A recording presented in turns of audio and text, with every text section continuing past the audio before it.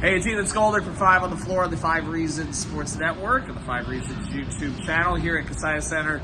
I've got Brady Hawk, I've got Alex Toledo. The Miami Heat snap a 4-game losing streak, beat the Washington Wizards 121-114. A little sloppy at the end, though. They had to bring the starters back because the Wizards' backups to their backups went on a big run.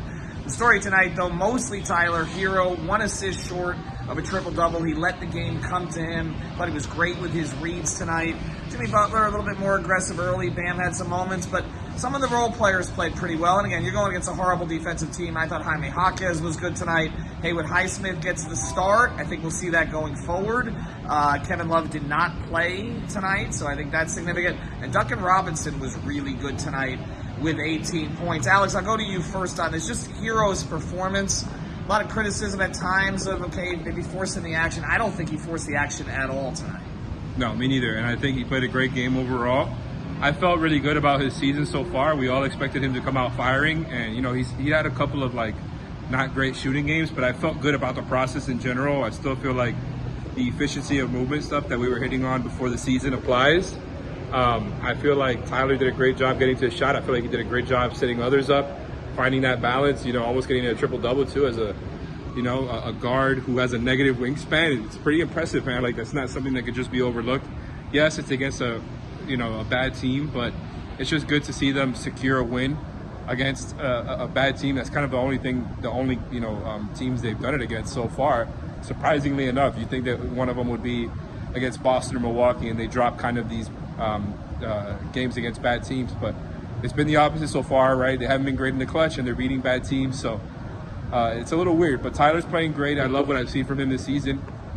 Jimmy, I feel like played a similar game to last game where he's just kind of engaged, engaged enough. And I think that's kind of what you need from him, right? To just not be bad for his standards, and they can get through it. They shot well from 3 tonight.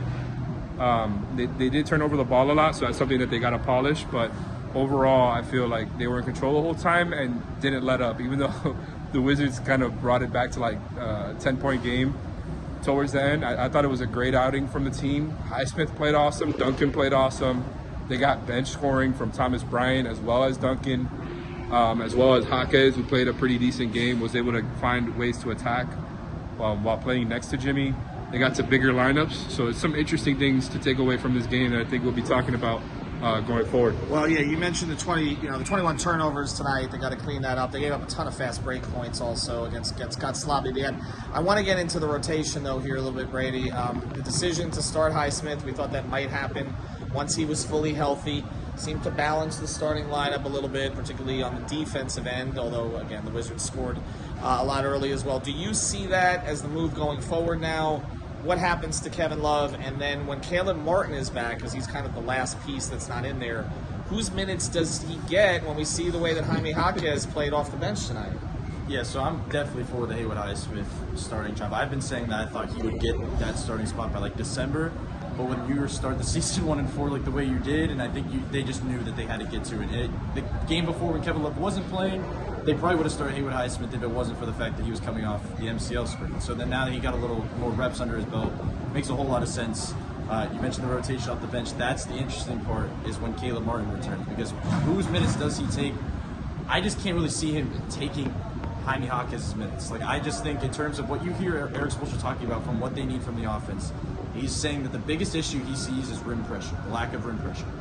Jaime Jaquez did a ton of that tonight. He put a ton of pressure on the rim, and even though Caleb can do that too, you kind of need both of them to do it in a way around the other shooters. So maybe they expand to a 10-man rotation. I think it's probably the easy thing to say, that the just kind of see who pops in that period, and then they can make their adjustments from there. So that'll be interesting to monitor, but for sure, I thought Haywood played really well in that role.